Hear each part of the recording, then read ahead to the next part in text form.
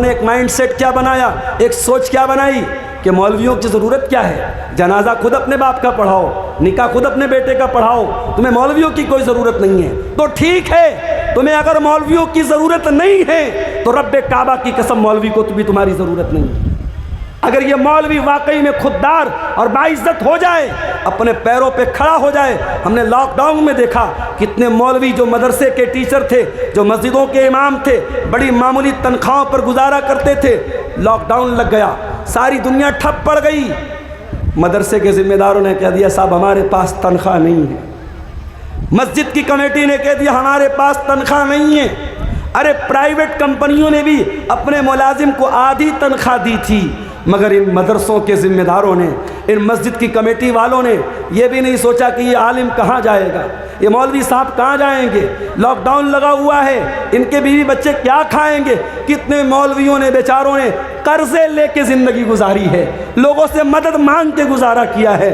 Lock down نے سکھا دیا کہ آتم نربھر بننا پڑے گا، سیلف ڈیپینڈ بننا پڑے گا۔ اور میں کئی علماء کو جانتا ہوں لاک ڈاؤن کے بعد جنہوں نے تجارت کو اپنایا ہے، جنہوں نے بزنس کو اپنایا ہے۔ جن بھائیوں نے اب تک اس میں حصہ لیا ہے، اللہ ان کے صدقہ خیرات کو قبول فرمائے۔ جنہوں نے حصہ نہیں لیا ہے، ابھی آپ کے پاس موقع ہے، یہ رات کا بڑا سہانا وقت ہے، قبولیت کی گھڑی ہے۔ اس گھڑی میں آپ جب بھی اس جلسے سے جائیں، اس مدرسے کا تعاون کر کے جائیں۔ اللہ تعالیٰ آپ سب کو اس کی توفیق عطا فرمائے۔ میرے بھائیوں، قرآن حکیم کی ایک آیت میں نے آپ کے سامنے پڑھی ہے، یہ سورۃ البقرہ کی آیت ہے، آیت نمبر 172 ہے۔ اس آیت میں اللہ تعالیٰ نے اپنے ایمان والے بندوں کو ایک حکم دیا ہے، اور آج اسی حکم کے اوپر ہمیں کچھ باتیں آپ کے سامنے رکھنی ہیں۔ آئیے پہلے قرآن کی اس آیت کا ہم ترجمہ کرتے ہیں، پھر بات کو آگے بڑھاتے ہیں۔ قرآن کا دوسرا پارہ، سورۃ البقرہ، آیت نمبر 172، 172 نمبر کی آیت ہے۔ یا ایھا الذین آمنوا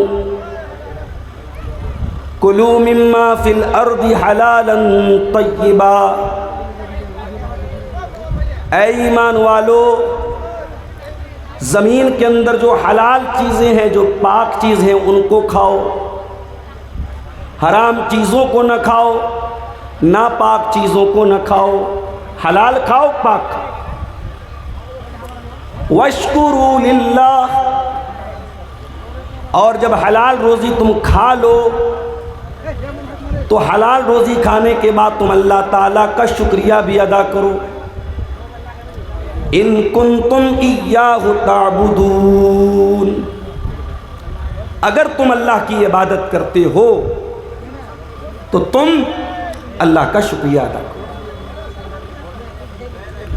قرآن کریم کی اس آیت میں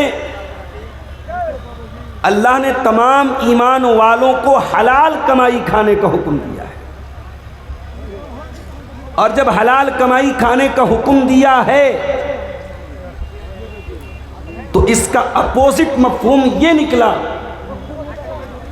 کہ حرام کمائی کی تمام صورتوں سے ہمیں اور آپ کو بچنا ہے، چاہے وہ سود اور بیاج کی شکل میں ہو، چاہے وہ رشوت کی شکل میں ہو، چاہے وہ ناپ تول میں کمی کے شکل میں ہو، چاہے وہ دھوکہ دھڑی اور فراڈ کی شکل میں ہو، چاہے وہ کسی حرام چیز کے کاروبار کی شکل میں ہو۔ حرام کمائی کے جتنے راستے ہیں اللہ نے سب کو حرام کیا ہے، اور اس آیت میں اللہ نے ہمیں حلال کمائی کھانے کا حکم دیا ہے۔ آئیے ایک اور آیت دیکھتے ہیں، یہ قرآن کے 18ویں پارے کی آیت ہے، سورہ مومنون کی آیت نمبر 51۔ یا ایھا الرسل کلوا من الطیبات واعملوا صالحا، اے ایمان والو پاک چیزوں کو کھاؤ، حلال چیزوں کو کھاؤ اور نیک عمل کرو۔ یہ غور کرنے کی بات ہے۔ اللہ نے اپنے رسولوں کو، اپنے پیغمبروں کو پہلے حلال کھانے کا حکم دیا، اس کے بعد نیک عمل کرنے کا حکم دیا۔ پتہ یہ چلا کہ حرام کمائی سے کی، حرام کمائی کرنے والے کی کوئی عبادت اللہ کیا قبول نہیں ہوتی۔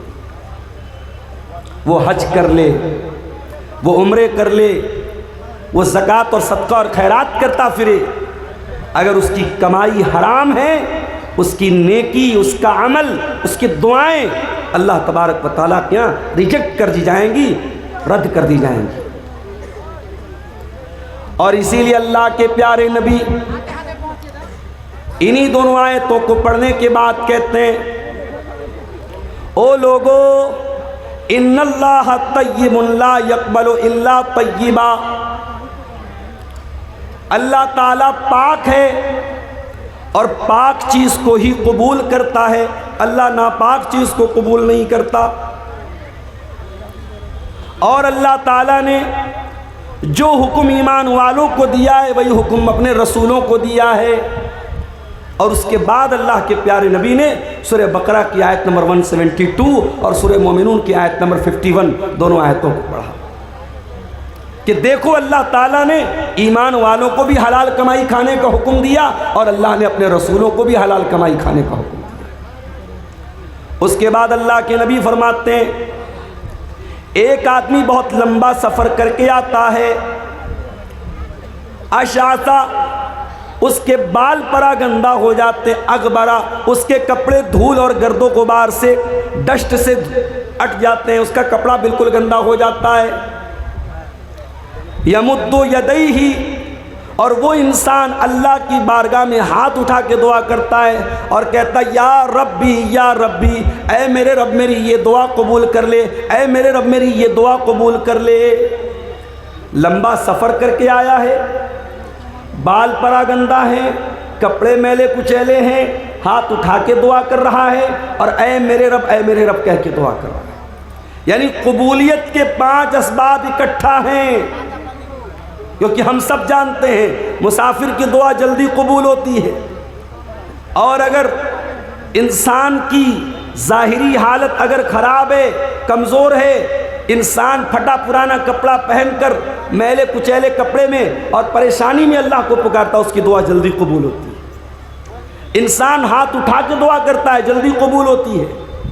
انسان اللہ کی ربوبیت کا ذکر کر کے اے میرے رب کہہ کے دعا کرتا، اس کی دعا جلدی قبول ہوتی ہے۔ یہاں قبولیت کے 5 اسباب، 5 ریزن اکٹھا ہو گئے۔ سفر بھی لمبا کر کے آیا ہے، کپڑے بھی میلے کچیلے ہیں، بال بھی پرا گندہ ہیں، ہاتھ اٹھا کے دعا کر رہا ہے اور یا ربی کہہ کے دعا کر رہا ہے، لیکن اس کی حالت کیا ہے؟ وَمَطْعَمُهُ حَرَامٌ وَمَشْرَبُهُ حَرَامٌ وَمَلْبَسُهُ حَرَامٌ وَغُذِّيَ بِالْحَرَامِ فَأَنَّىٰ يُسْتَجَابُ لِذَٰلِكَ۔ اے میرے صحابہ، اس انسان کا کھانا حرام کمائی کا، اس کا پانی حرام کمائی کا، اس کا کپڑا حرام کمائی کا، اس کی پرورش حرام کمائی سے ہوئی ہے، فَأَنَّىٰ يُسْتَجَابُ لِذَٰلِكَ۔ ایسے انسان کی دعا کیسے قبول ہوگی؟ نہیں قبول ہوگی۔ حرام خور کی دعا، سود خور کی دعا، بیاج خور کی دعا، جواری کی دعا اللہ قبول نہیں کرے گا۔ ان اللہ طیب لا یقبل الا طیبا، اللہ پاک ہے اور پاک چیز کو ہی قبول کرتا ہے۔ آج حالات میرے بھائیوں، آپ کے اس گاؤں میں آیا، ایک بھائی نے کہا مولی صاحب ذرا اس پر بھی آپ روشنی ڈالیے گا۔ ہمارے گاؤں میں بہت سارے نوجوان لڑکے یوٹیوب چینل بناتے ہیں، کامیڈی چینل۔ ابھی تو آپ نے شیخ وسیم مدنی کی بات سنی، علماء کی ایک بہت بڑی جماعت بلکہ اکثریت کا یہی کہنا ہے کہ یوٹیوب کے چینل کی کمائی مناسب نہیں ہے، درست نہیں ہے، کیونکہ یہ کمائی آپ کے ایڈ کی کمائی ہوتی ہے، اور ایڈ جائز ناجائز، حلال حرام، صحیح غلط دونوں آتے ہیں۔ لیکن یہ جو یوٹیوبرز ہیں، ان کے چینلز کے اوپر تقریریں آ رہی ہیں، بیانات آ رہے ہیں، مگر مجھے جو بات بیان کی بتانے والے نے، اور یہ بات ریئل ہے کہ بہت سارے نوجوان لڑکے کامیڈی چینل بناتے ہیں اور اس میں بلا وجہ کی باتوں پر لوگوں کو ہنساتے ہیں۔ کبھی لڑکا لڑکی بن کے لوگوں کو ہنسا رہا ہے، کبھی گندی گندی حرکتیں کر کے لوگوں کو ہنسا رہا ہے، کبھی بیہودہ اور گندی باتیں منہ سے نکال کے لوگوں کو ہنسا رہا ہے۔ اور یہ کام کون کر رہا ہے؟ مسلمان کر رہا ہے، اور بڑے فخر سے کہتا ہے صاحب میرے کامیڈی کو تو اتنے لوگ پسند کرتے ہیں، 5 ملین میرے سبسکرائبر ہیں، 10 ملین میرے سبسکرائبر ہیں۔ یہ بہت بڑی مصیبت ہے میرے بھائی۔ اس دور میں انسان کی قابلیت، انسان کے ٹیلنٹ اور انسان کی صلاحیت کا اندازہ اس کو ملنے والے فالوورز، اس کو شیئر کرنے والے، اس کو سبسکرائب کرنے والے سبسکرائبر کی تعداد سے لگایا جاتا ہے، جبکہ پہلے ایسا نہیں تھا۔ ہمارے کتنے بڑے بڑے ائمہ گزرے، کتنے بڑے بڑے علماء گزرے، ساری زندگی گمنامی کی زندگی گزار دی۔ ان کی زندگی ایک کمرے سے شروع ہوئی، ایک کمرے میں ختم ہو گئی۔ نہ ان کو کوئی لائک کرنے والا، نہ ان کو کوئی سبسکرائب کرنے والا، نہ ان کے بہت زیادہ اسٹوڈنٹ ہیں۔ ان کی زندگی گمنامی میں گزری ہے، مگر دین کے خادم تھے، اللہ کے دین کے خادم تھے، قرآن و سنت کے خادم تھے۔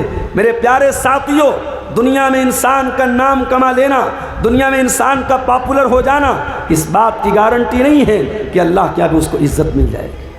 اللہ کے پیارے نبی فرماتے ہیں کم من مدفوع بالابواب، بہت سارے ایسے لوگ ہوتے ہیں اتنے خراب حالت میں ہوتے ہیں، ان کا کپڑا اتنا بوسیدہ ہوتا ہے، ان کی ظاہری حالت اتنی خراب ہوتی ہے، اگر کسی کے دروازے پہ چلے جائیں لوگ دھکے دے کے بھگا دیں گے، لوگ دھکے دے کے بھگا دیں گے۔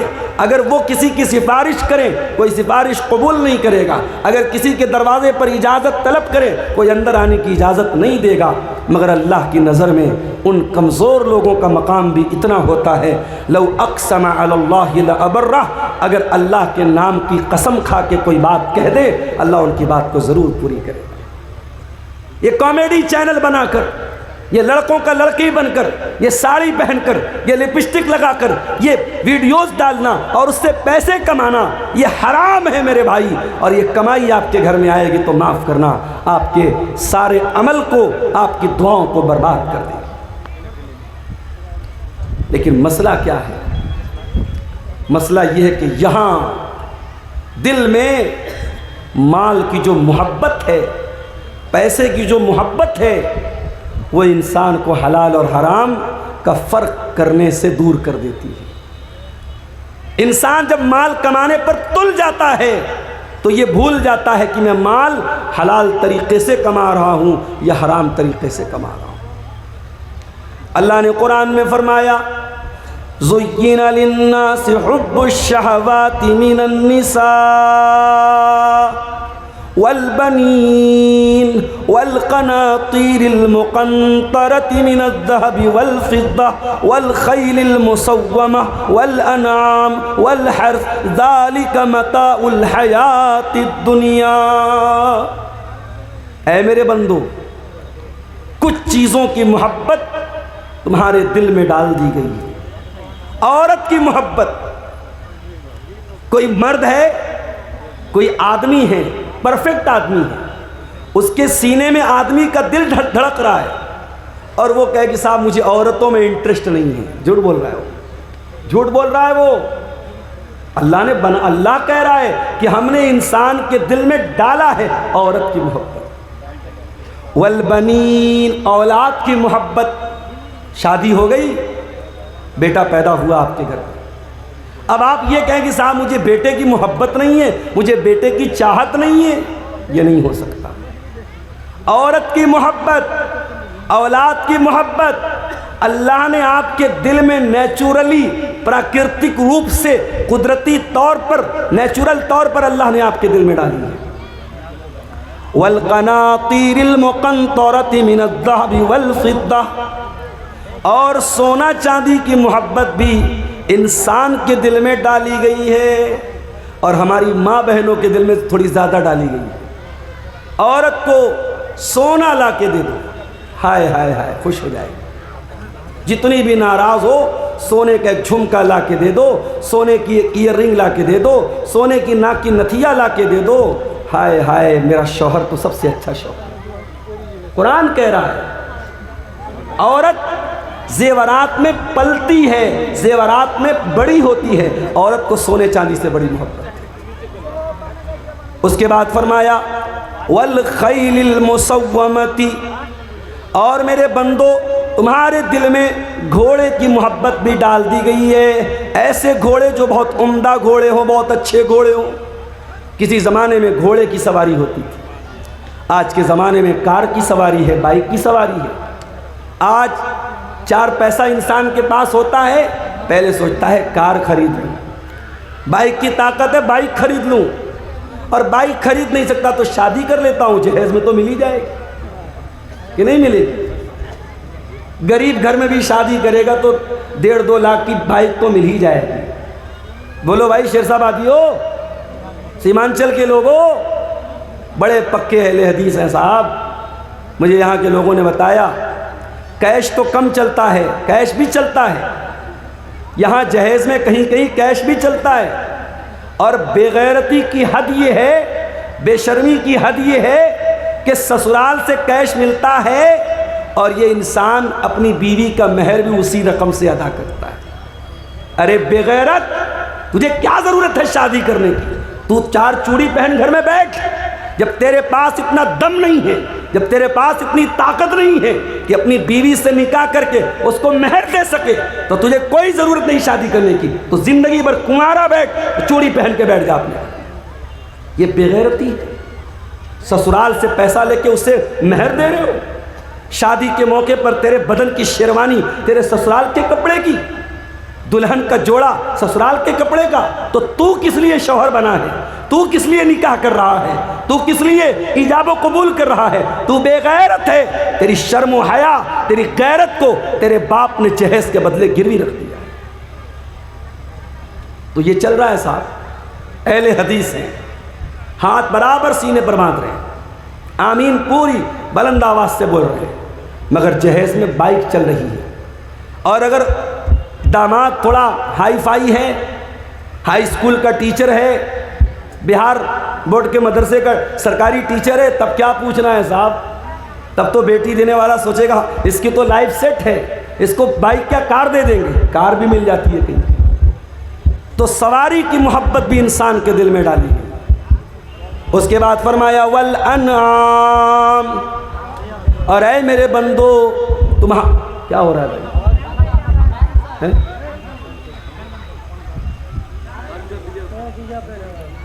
تمہارے دل کے اندر چوپایوں کی محبت بھی ڈال دی گئی ہے۔ جو لوگ گائے بیل بکری پالتے ہیں نا، ان کو اپنے جانور کی بڑی محبت ہوتی ہے، جانور کی بڑی محبت ہوتی ہے۔ اعظم خان کی بھینس غائب ہو گئی، اتر پردیش کے اندر پولیس پیچھے لگے کہ صاحب اعظم خان کی بھینس غائب ہو گئی، حالانکہ کتنی قیمتی بھینس ہے بھائی، لیکن اس بھینس کو تلاش کرنے کے لیے جب اکھلیش کی سرکار تھی یو پی میں، تو پولیس تلاش کرتی تھی کہ صاحب اعظم خان صاحب کی بھینس نہیں مل رہی۔ چوپائے کی محبت، گائے بیل بکری بکرا جو انسان پالتا ہے، اس کی محبت انسان کے دل میں ڈالی گئی۔ اس کے بعد فرمایا والحرثی، اور کھیتی باڑی کرنے والوں کو کھیتی باڑی سے بڑی محبت ہوتی ہے۔ جیسے ہمارے بنارس میں ساڑی کا کاروبار ہوتا ہے، کپڑے کا کاروبار ہوتا ہے، ہمارے یہاں کھیتی نہیں ہوتی، بنارس شہر میں کھیتی نہیں ہوتی، تو ہماری کھیتی وہی ہے۔ بنارس چلے جاؤ، مئو چلے جاؤ، مبارک پور چلے جاؤ، وہاں ساڑی کا کاروبار ہوتا ہے، کپڑے کا کاروبار ہوتا ہے، تو وہ کپڑا ہی ان کی کھیتی ہے۔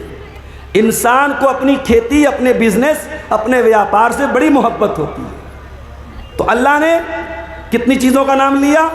عورت، اولاد، سونے چاندی، گھوڑے، چوپائے، کھیتی باڑی، اتنی ساری چیزوں کی محبت اللہ کہہ رہا ہے انسان کے دل میں ڈالی گئی۔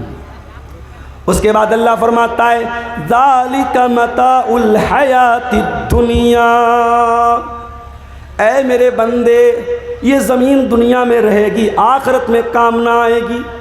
یہ جائیداد دنیا میں رہے گی، آخرت میں کام نہ آئے گی۔ تیری عورت دنیا میں تیرے کام آئے گی، آخرت میں کام نہیں آئے گی۔ تیرے بچے دنیا میں تیرے کام آئیں گے، آخرت میں کام نہیں آئیں گے۔ یہ سونا چاندی، یہ مال و اولاد، یہ بیوی بچے، یہ تمام چیزیں دنیا کے اندر رہ جائیں گی۔ واللہ عندہ حسن المآب، انجام اگر اچھا کرنا ہے، آخرت کو بہتر بنانا ہے تو وہ تو اللہ کے پاس ملے گی، وہ دنیا میں ملنے والی نہیں ہے۔ انسان 4 پیسے کمانے کے لیے حلال اور حرام بھول جاتا ہے۔ انسان یہ کیوں بھول جاتا ہے؟ یہ پیسہ دنیا سے آگے کام آنے والا نہیں ہے میرے بھائی۔ ایک بہت بڑے امیر آدمی کا انتقال ہوا، جب جنازہ جانے لگا راستے میں ایک غریب آدمی نے کہا رک جاؤ۔ اس امیر باپ کے لڑکوں نے سوچا لگ رہا ہمارے باپ کا بہت بڑا خاص دوست ہے، بہت بڑا رشتہ دار ہے یا کوئی قریبی ہے۔ بیٹوں نے کہا جنازے کو روک دیا جائے۔ جنازے کو روکا گیا، جنازے کو زمین پر اتارا گیا، چارپائی کو کھولا گیا، مرنے والے کا چہرہ کھولا گیا۔ وہ غریب انسان اس امیر انسان کے چہرے کو دیکھ کے کہتا ہے صاحب دنیا سے جا رہے ہو، کیا لے کے جا رہے ہو؟ کیا میری وہ زمین لے کے جا رہے ہو جو ہڑپ کے بیٹھے تھے؟ کیا میرا وہ پیسہ لے کے جا رہے ہو جو آپ نے لے کر کے ناجائز قبضہ کر لیا تھا؟ کیا میرا حق مار کے واپس دنیا سے لے کے جا رہے ہو؟ کیا لے کے جا رہے ہو صاحب؟ اتنا کہنا تھا، اس امیر باپ کے بیٹے زار و قطار رونے لگے۔ میرے بھائی یہ دنیا کی حقیقت ہے، نہ مال ساتھ میں جائے گا، نہ زمین ساتھ میں جائے گی، نہ جائیداد ساتھ میں جائے گی۔ اور انسان انہی چیزوں کے لیے آج کیا نہیں کرتا ہے میرے بھائی؟ پڑوسی کا حق مار رہا ہے، بھائی کا حق مار رہا ہے، بھائی بہن کا حق مار رہا ہے، ایک دوسرے کے حقوق مارے جا رہے ہیں۔ میرے بھائیو اللہ سے ڈرو، قیامت کے دن حقوق العباد کا معاملہ بڑا خطرناک ہوگا۔ اللہ کے پیارے نبی فرماتے ہیں لَتُؤَدُّنَّ الْحُقُوقَ إِلَىٰ أَهْلِهَا، او لوگو تم دنیا میں لوگوں کا حق دے دو ورنہ قیامت کے دن تم کو دینا پڑے گا۔ حَتَّى يُقَادَ لِلشَّاةِ الْجَلْحَاءِ مِنَ الشَّاةِ الْقَرْنَاءِ، یہاں تک کہ دنیا میں اگر سینگ والی بکری نے بغیر سینگ والی بکری کو مارا ہے، اس پر ظلم و ستم کیا ہے، تو سینگ والی بکری کو بھی حساب دینا پڑے گا۔ اسی سیمانچل کے علاقے میں ایک بھائی نے مجھ کو بتایا، واللہ عالم واقعہ صحیح بھی ہو سکتا ہے غلط بھی ہو سکتا ہے، بتانے والے نے بتایا ایک آدمی کو علاج کے لیے 25,000 روپے کی ضرورت تھی۔ 25,000 روپیہ کوئی بہت بڑی رقم نہیں ہے۔ ایک گاؤں میں نہ جانے کتنے لوگ ایسے ہوتے ہیں جو 25,000 بڑی آسانی سے 1-2 دن میں کما لیتے ہیں۔ 25,000 کی رقم کی ضرورت پڑی، ڈاکٹر نے کہہ دیا پیسہ دیں گے تب آپریشن ہوگا۔ وہ بیچارہ غریب آدمی اپنے گاؤں کے کچھ پیسے والے لوگوں کے پاس گیا، ان سے پیسے کا مطالبہ کیا۔ گاؤں کے لوگوں نے کہا نہیں ہم تمہیں پیسہ نہیں دے سکتے۔ پیسے والے لوگوں نے پیسہ دینے سے انکار کر دیا۔ اس غریب انسان نے اپنے باپ کا آپریشن کرانے کے لیے 25,000 کی رقم اس نے سود پر قرضہ اٹھایا، اس نے بیاج پر قرضہ اٹھایا، اور قرضہ دینے والا بھی مسلمان، بیاج پر قرضہ دیتا ہے مسلمان اپنے مسلمان بھائی کو، اور اس سے وہ آپریشن کراتا ہے۔ یہ حالت ہے اس قوم کی، یہ حالت ہے اس سماج کی۔ اس قوم کے اندر سود اور بیاج کھانے کے سلسلے میں لوگ اللہ سے نہ ڈرتے ہوں، جس قوم کے لوگ سود اور بیاج کو کھانے کو حلال سمجھتے ہوں، اس قوم کا انجام یہی ہونا ہے جو آج پورے ملک میں نہیں پوری دنیا میں ہم دیکھ رہے ہیں۔ یہ جوتے کیوں برس رہے ہیں، یہ مار کیوں کھا رہے ہیں، یہ بلڈوزر کیوں چل رہے ہیں، یہ ظلم و ستم کیوں ہو رہے ہیں؟ اللہ کی دھرتی پر لا الہ الا اللہ پڑھ کر جتنا ہم نے اللہ کو ناراض کیا ہے، محمد الرسول اللہ پڑھ کر جتنا ہم نے رسول کے حکم کو توڑا ہے، شاید دنیا میں کسی اور نے نہیں توڑا۔ سود اور بیاج کو اتنا آسانی سے اتنے ہلکے میں لے لیتے ہو میرے بھائی۔ دولت کی کمی نہیں اس قوم کے پاس۔ ابھی کچھ دنوں پہلے میں آیا تھا، اسی کٹیہار کے کچھ لوگوں نے مجھ سے کہا مولانا ایک کمپنی آئی ہے، اس کا نام ہے meta ozone, meta ozone company میں پیسہ لگانا کیسا ہے؟ میرا ویڈیو اس زمانے کا اگر ہوگا یوٹیوبر لوگوں کے پاس جا کے دیکھ لینا. میں نے صاف کہا تھا یہ میٹا اوزون کمپنی ہو یا یہ کوئی بھی کرپٹو کے نام پہ کمپنی ہو، اتنا پیسہ لگا دو ہم ہر مہینہ اتنا دیں گے. یہ جتنے کمپنیاں ایک فکس اماؤنٹ آپ کو دے رہی ہیں، یہ بالکل غلط ہے، حرام ہے. اور انجام یہ ہوا، یہ ساری کمپنیاں غریبوں کا اور مڈل کلاس کے لوگوں کا گاڑی کمائی کا پیسہ لے کے بھاگ جاتی ہیں. اور کٹیہار کے ایک صاحب نے 2 کروڑ روپے لگائے تھے، 2 کروڑ کی بڑی رقم لگائی تھی اسی میٹا اوزون کمپنی میں. مسلمان آدمی تھا اور وہ کچھ مہینوں کے بعد کمپنی بھاگ گئی. آج اس کی ویلیو 0 کے برابر ہو. کیوں ایسی چیزوں کے پیچھے پڑتے ہو میرے بھائی؟ کیا حلال کمائی کمانے کے طریقے نہیں ہیں؟ بہت سارے طریقے. مجھے یاد ہے جامعہ سلفیہ بنارس میں ہمارے ساتھ ایک صاحب پڑھتے تھے. ہمارے کلاس فیلو تو نہیں تھے، ہمارے دور کے تھے، معاصر تھے. وہ رہنے والے سورت کے تھے، گجرات کے تھے. کچھ دنوں کے بعد میرا ایک سفر ہوا گجرات کا. ان سے ملاقات ہوئی مولانا صاحب سے. میں نے سوچا صاحب مولوی صاحب ہیں تو کسی مسجد میں امامت کرتے ہوں گے، کسی مدرسے میں پڑھاتے ہوں گے. بھائی مولوی کیا کرتا ہے؟ مولوی کا 3 ہی کام ہوتا ہے، یا تو مسجد میں کہیں امام بن گیا، یا کسی مدرسے میں ٹیچر بن گیا، یا پھر دعوت و تبلیغ کا کام کر رہا ہے. مولویوں کی دنیا بڑی محدود ہوتی ہے. تو میں نے کہا کہ بھائی کیا کرتے ہیں آپ؟ انہوں نے کہا مولانا صاحب، شیخ صاحب، میرے والد کی سموسے کی دکان ہے، سموسے کی دکان ہے اور میں سموسا روزانہ تیار کرتا ہوں، تیل میں فرائی کرتا ہوں، اس کو بیچتا ہوں. مجھے بڑی حیرت ہوئی. میں نے کہا آپ جامعہ سلفیہ بنارس کے پڑھے ہوئے ہیں اور آپ سموسا بیچ رہے ہیں؟ کہا شیخ صاحب تو اس میں کیا برا ہے؟ میں بزنس کر رہا ہوں، کام کر رہا ہوں، عزت کی روٹی ہے، اور سارے سماج کی نظر میں یہ صاحب کی مولانا صاحب ہیں، ان کا سموسا بڑا اچھا ہوتا ہے، ان کا سامان بڑا اچھا ہوتا ہے. سوچ کا ایک نظریہ یہ بھی ہے میرے بھائی.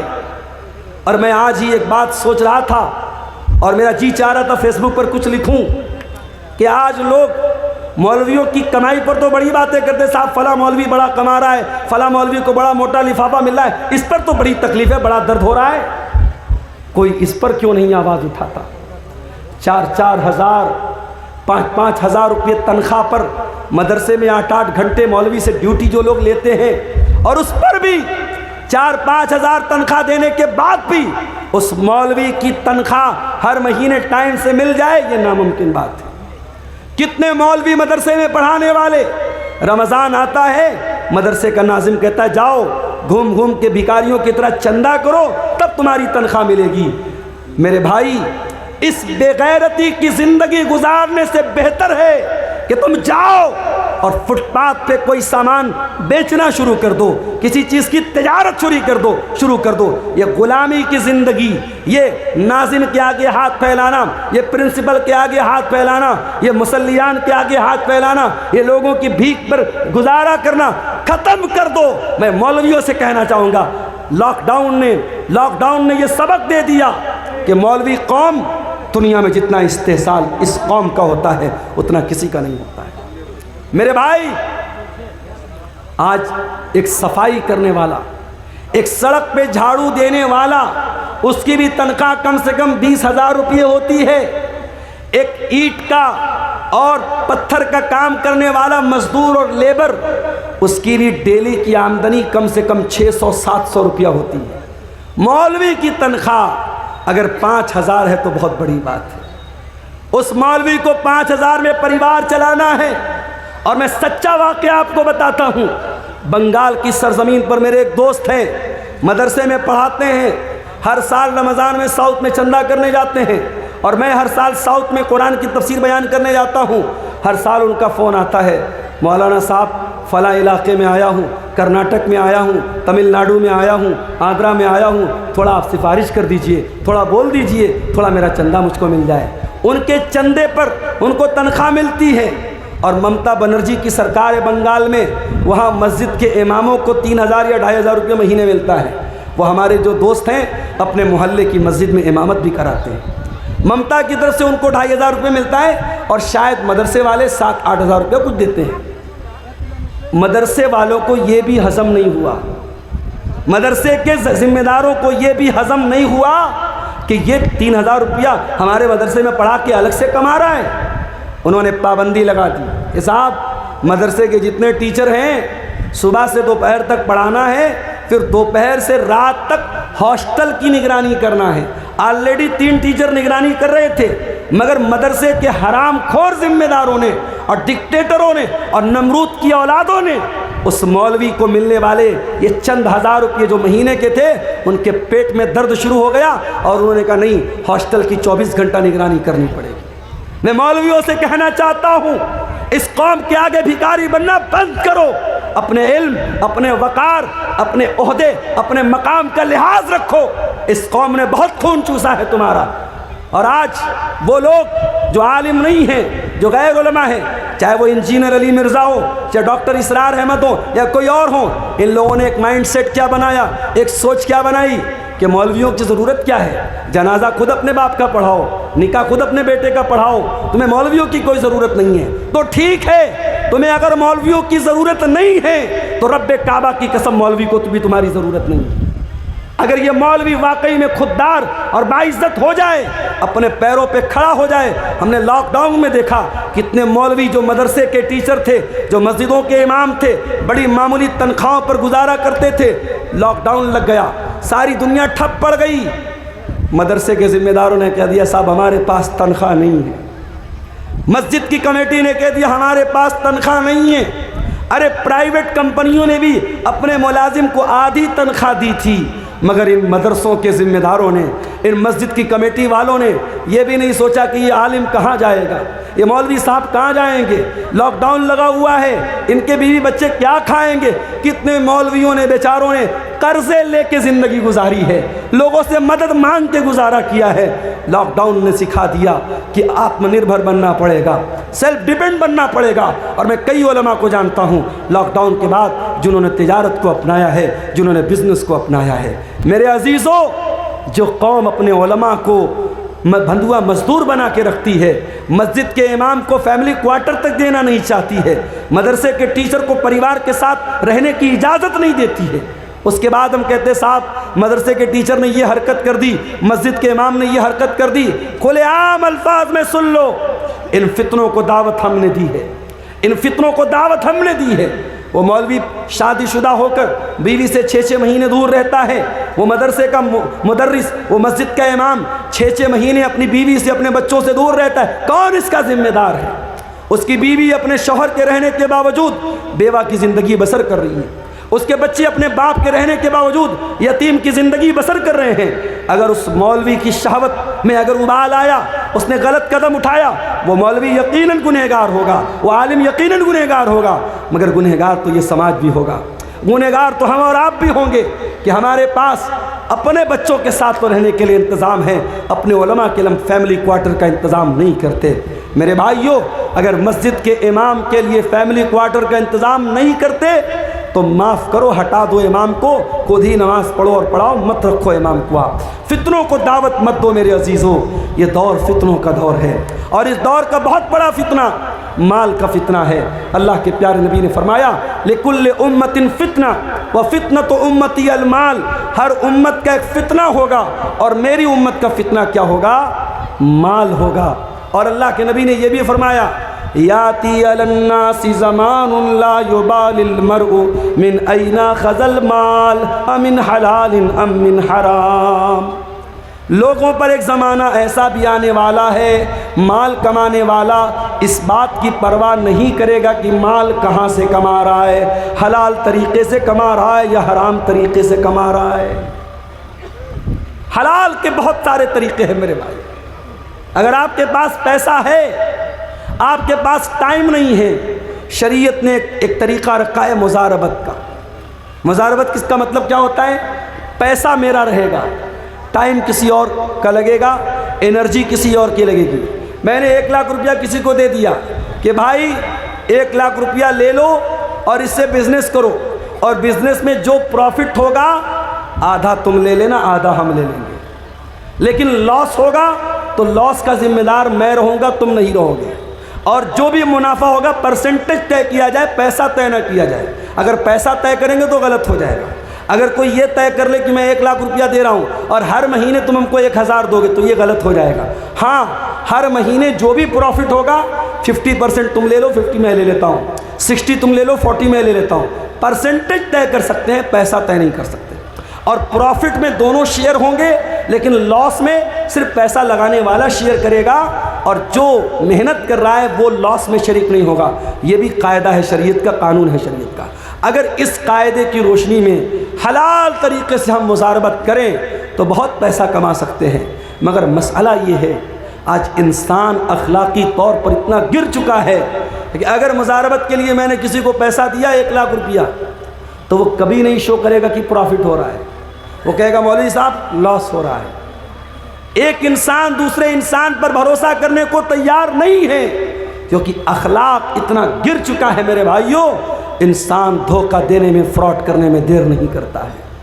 مسلمان یہ بھول گیا، اس کے نبی کا فرمان ہے من غشنا فلیس منا، جو دھوکہ دھڑی کرے، جو فراڈ کرے، جو اپنے مسلمان بھائی کے ساتھ غلط طریقے سے ویوہار کرے وہ ہم میں سے نہیں ہے۔ مسلمان یہ بھول گیا، اللہ کا کلام کہتا ہے وَيْلٌ لِّلْمُطَفِّفِينَ الَّذِينَ إِذَا اكْتَالُوا عَلَى النَّاسِ يَسْتَوْفُونَ وَإِذَا كَالُوهُمْ أَوْ وَزَنُوهُمْ يُخْسِرُونَ۔ بربادی ہے ناپ تول میں کمی کرنے والوں کے لیے۔ ناپ تول میں کمی کا مطلب صرف یہی نہیں ہوتا کہ ترازو میں ڈنڈی مار لی جائے، سامان کم تول کے دیا جائے۔ ناپ تول میں کمی کا ایک مطلب یہ بھی ہے کہ جب اپنا فائدہ نظر آئے، اپنا مفاد نظر آئے تو انسان دونوں ہاتھوں سے فائدہ وصول لے، اور جب سامنے والے کو فائدہ دینے کی بات آئے تو انسان راستہ بدل دے، اپنے لیے الگ معیار اور سامنے والے کے لیے الگ معیار۔ یہ بھی ناپ تول میں کمی ہے میرے بھائیوں، اور قرآن کہتا ہے ناپ تول میں کمی کرنے والوں کے لیے بربادی ہے۔ اور آگے بڑھیے، یہ جو حرام کمائی ہوتی ہے نا، یہ ہمارے بیوی بچوں کے اوپر بھی اثر ڈالتی ہے۔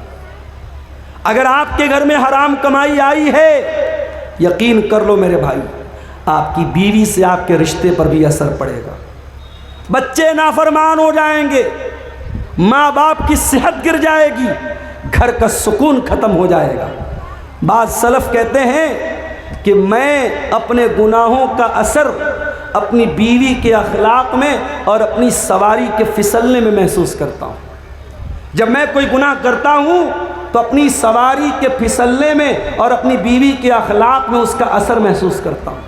حرام کمائی گھر میں آئے گی میرے بھائی، آپ کی ذات پر، آپ کے بچوں پر، آپ کے پریوار پر اس کا اثر پڑے گا۔ آپ کو تو یہ لگ رہا ہے کہ 1,00,000 روپے پر میں نے 10,000 روپیہ بیاج کما لیا، مگر میرے رب کا کلام کیا کہتا ہے؟ یمحق اللہ الربا ویربی الصدقات۔ اللہ سود اور بیاج کو مٹاتا ہے، اللہ سود اور بیاج کی برکت کو ختم کرتا ہے، اللہ صدقہ خیرات کو بڑھاتا ہے۔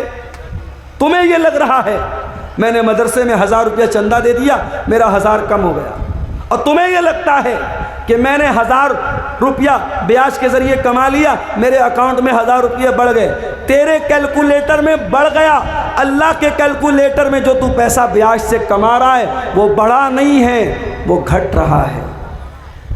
اور ہم دیکھتے ہیں میرے بھائی، جن گھروں میں حرام کی کمائی آتی ہے، پیسے کی دولت کی ریل پیل ہونے کے باوجود ان گھروں میں سکون نہیں ہوتا۔ ان گھروں کی لڑکیاں بے پردہ ہونے لگتی ہیں، ان گھروں کے لڑکے بے حیا ہونے لگتے ہیں، ان گھروں کا چین اور سکون برباد ہو جاتا ہے۔ بنارس کے ساڑی کے کاروبار میں ہم نے دیکھا، ایک زمانہ تھا جب ہاتھ سے لوگ کرگے پر، مشین نہیں تھی اس زمانے میں، ہاتھ کی کرگے ہوتی تھی اور اس پر لوگ ساڑی تیار کرتے تھے، اور رات میں مشین نہیں چلتی تھی، رات میں کام نہیں ہوتا تھا، صبح فجر کے بعد لوگ بیٹھتے تھے اور شام تک کام کرتے تھے، اور ایک آدمی گھر میں کماتا تھا، پورا گھر آرام سے کھاتا تھا۔ آج مشین کا دور آ گیا، آج رات بھر مشین بھی چل رہی ہے، بنارس چلے جاؤ، مئو چلے جاؤ، بھیونڈی چلے جاؤ، کھٹر کھٹر پٹر پٹر کی آواز رات بھر ملے گی آپ کو۔ محنت 24 گھنٹہ ہو رہی ہے، باپ بھی محنت کر رہا، بیٹا بھی محنت کر رہا، سارے بھائی بھی محنت کر رہے، برکت ختم ہو گئی میرے بھائی، برکت ختم ہو گئی۔ کمانے والے ہاتھ بڑھ گئے مگر گھر کے اندر کمائی میں کوئی برکت نہیں۔ ایسا کیوں ہے؟ کیونکہ اب حلال و حرام کی کوئی تمیز نہیں ہے۔ اب پیسہ آنا چاہیے، حلال طریقے سے آئے چاہے حرام طریقے سے آئے۔ میرے بھائیوں یاد رکھو، یہ سود اور بیاج کا پیسہ اگر آپ کے گھر میں آیا ہے، ایک بہت شکل عام ہو رہی ہے سود اور بیاج کی، جس کو ہمارے یہاں گروپ لون بولتے ہیں۔ گروپ لون کی شکل بہار اور جھارکھنڈ میں بڑی تیزی سے رائج ہوئی ہے، اور بڑے افسوس کی بات یہ ہے کہ یہ لون صرف عورت کو دیا جا رہا ہے۔ عورتوں کو اکٹھا کر کے ان سے سائن کروایا جاتا ہے، بینک کا کرمچاری آتا ہے، ہر ہفتے عورتوں سے پیسہ لیتا ہے، بڑی آسانی سے 25,000 50,000 کا اماؤنٹ مل جاتا ہے۔ ارے اللہ کے بندو، اللہ کے بندو، اللہ سے ڈرو۔